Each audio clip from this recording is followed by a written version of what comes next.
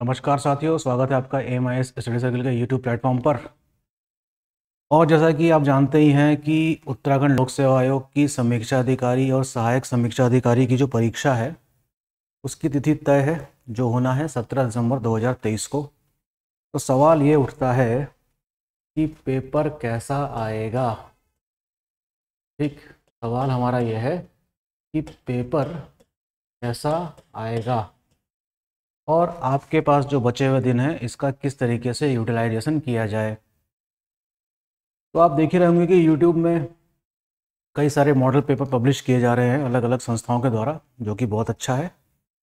लेकिन फिर भी मेरा ये मानना है कि सबसे अच्छा मॉडल पेपर कौन सा हो सकता है। तो उसके लिए मेरा जवाब ये है कि जो पिछले संडे को जो एग्ज़ाम आपका हुआ था उसको आप एक मॉडल पेपर के रूप में मान सकते हैं। ये मान के चलिए कि उत्तराखंड लोक सेवा आयोग के जो पेपर्स होते हैं वो लगभग उसी स्टैंडर्ड के इर्द गिर्द घूमते हैं और उसी को आप आधार मान के आप आगे अपनी तैयारी को बढ़ा सकते हैं।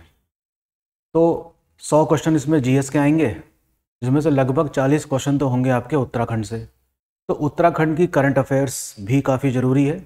और प्लीज़ पिछला पेपर देखिएगा, उसकी कल की शीट भी आ गई है, तो जहाँ भी आपकी त्रुटियाँ हो रही हैं उसको आप पता लगा लीजिए। कुछ क्वेश्चंस वाकई में काफ़ी अच्छे थे और कुछ क्वेश्चंस नए लोक सेवा आयोग क्या है क्रिएट कर सकती है।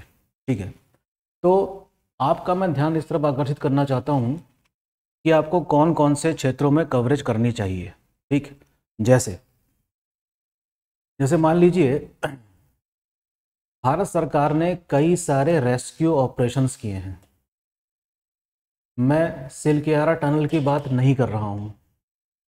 कई सारे भारतीय अलग अलग देशों में रहते हैं और वहाँ पर कोई दिक्कतें आती हैं तो उनको निकालना, उनको इवैक्यूएट करना एक जिम्मेदारी मानी जाती है भारत देश की।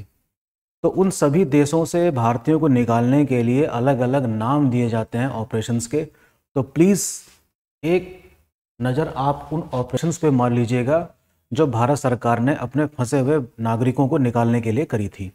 जैसे कि सूडान में है, क्रीमिया में है, टर्की में था और ये आपका यूक्रेन में था। इस प्रकार के कई सारे ऑपरेशंस भारत सरकार ने किए थे, उनके अलग अलग नाम होते हैं। तो एक बार इसको पढ़ के ज़रूर जाइएगा, पहली बात।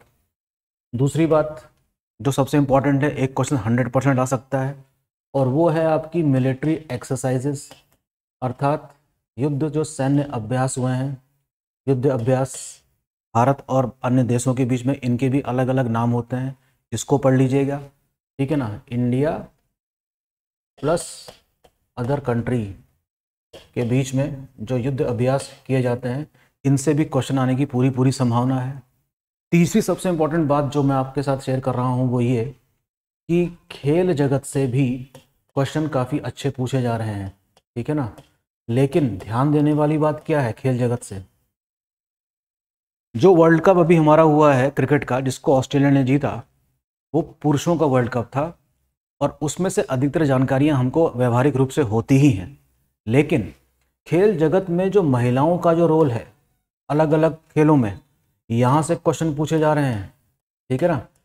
तो ऐसे खेल जिसमें महिलाओं वाला जो वर्जन चलता है उसको आप देखिए। महिलाओं ने कितने पदक जीते, अंडर 19 क्रिकेट वर्ल्ड कप में क्या उनकी भूमिका रही, भारत ने अंडर 19 वर्ल्ड कप में किस देश को हराया, ठीक है। महिलाओं के संदर्भ की बात कर रहा हूँ, ठीक है ना। तो ऐसे कई सारे खेल हैं, क्रिकेट है, हॉकी है, चेस है, मुक्केबाजी है, एशियन गेम्स, प्लस गोवा में जो अभी राष्ट्रीय खेल हुए थे वहाँ पर महिलाओं का नाम आपको पता होना चाहिए। अभी हाल ही में जो गोवा में आयोजित हुए थे राष्ट्रीय खेल, उसमें उत्तराखंड में महिला खिलाड़ियों के नाम आप जान के रखिए प्लीज़, ठीक है। तो महिला खिलाड़ियों के नाम भी जाने हैं आपको और इनका जो प्रदर्शन है अलग अलग खेल की श्रेणियों में वो भी आपको याद रखने होंगे। तो इसको मैं सबसे इम्पॉर्टेंट मानता हूँ कि आप इसको ज़रूर कवर करिएगा, महिलाओं की भूमिका किसमें, अलग अलग स्पोर्ट्स इवेंट्स में, वेरी वेरी इंपॉर्टेंट, ठीक है। इसके अलावा देखिए, बुक्स, किताबों के बारे में भी क्वेश्चंस आ जाते हैं, ठीक है ना। जिसमें से उत्तराखंड के जो लेखक हैं उनके भी काफ़ी इम्पोर्टेंट बुक्स हैं, उनके नाम भी आप याद रख के जाइएगा। तो यहाँ से आपको क्वेश्चंस मिलने की संभावना रहेगी हमेशा। प्लस जैसे आपने नाम सुना होगा इनक्यूबेटर्स, है ना, रूरल इनक्यूबेटर। तो रूरल इनक्यूबेटर आप जानते हैं ना, ग्रामीण स्तर पे इनक्यूबेटर संस्थान की स्थापना कहाँ करी गई है? अल्मोड़ा और पौड़ी में करी गई है। ये संभवतः एक इम्पॉर्टेंट क्वेश्चंस के रूप में देखा जा सकता है। ठीक है, कई सारे इंडेक्सेस, है ना, इंडेक्स नीति आयोग द्वारा बनाए गए हैं, जिसमें राज्यों के अलग अलग प्रदर्शन की रैंकिंग दी गई है, जिलेवार दी गई है। उत्तराखंड में भी सबसे अच्छी परफॉर्मेंस किसकी रही है, इस प्रकार से क्वेश्चंस क्रिएट किए जा रहे हैं।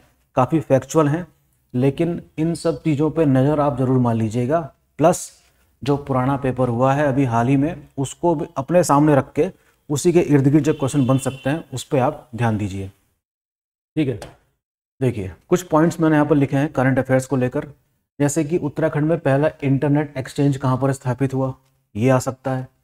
रूरल बिजनेस इनक्यूबेटर जो मैंने अभी चर्चा करी, यहाँ से क्वेश्चन पूछे जा सकते हैं।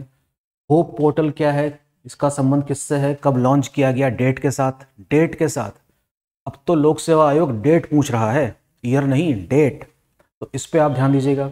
शैलेश मटियानी पुरस्कार किस क्षेत्र में दिया जाता है, कब से इसकी शुरुआत हुई, इस साल कितने लोगों को ये प्रोवाइड किया गया, क्या क्या इसकी शर्तें हैं, वेरी इंपॉर्टेंट।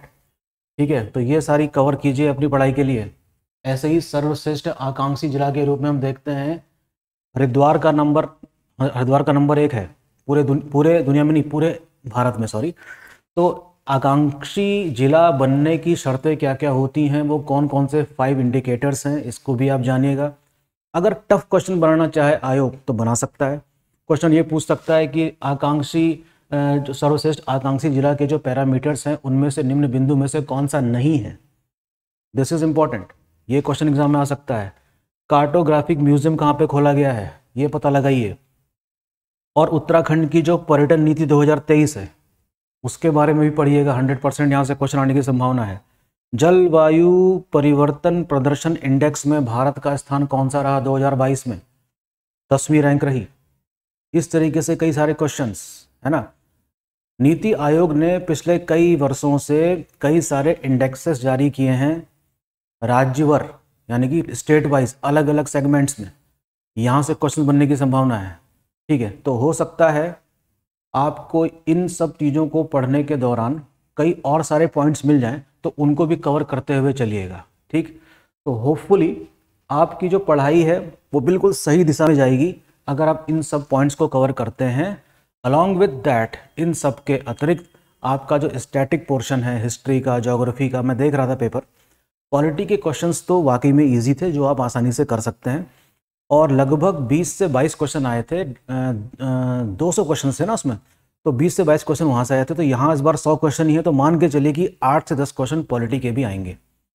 विश्व भूगोल का क्वेश्चन इसमें नहीं आएगा क्योंकि वो सिलेबस में नहीं था, लेकिन इंडिया के ज्योग्राफी के आ सकते हैं। उत्तराखंड से तो खैर 40 क्वेश्चन आएंगे ही। तो ये मान के चलिए कि जो पुराने पेपर्स लोक सेवा आयोग के द्वारा कराए गए हैं इस साल, उन सभी को एक बार देख के जाइएगा, वही सबसे अच्छे मॉडल पेपर माने जाएंगे आपके। ठीक है, सबसे अच्छा मॉडल पेपर क्या माना जाता है, जो आयोग द्वारा पेपर कराए गए होते हैं उन्हीं को, फिर वो चाहे यूपीएससी का हो, चाहे लोक सेवा आयोग उत्तराखंड का हो। ठीक है, तो इससे क्या पता चलता है कि हमें आयोग की अप्रोच पता चलती है, ट्रेंड पता चलता है। हालांकि यूपीएससी के केस में हम ट्रेंड को फॉलो हर बार नहीं कर सकते, लेकिन उत्तराखंड लोक सेवा आयोग में ट्रेंड फॉलो किया जा सकता है, और जो काफ़ी हद तक हम कह सकते हैं कि लगभग वैसा ही रहता है कि जैसे हर एग्जाम में हमने देखा है। तो इन सब पॉइंट्स को जरूर कंसिडर करिएगा जो मैंने अभी आपसे डिस्कस किया।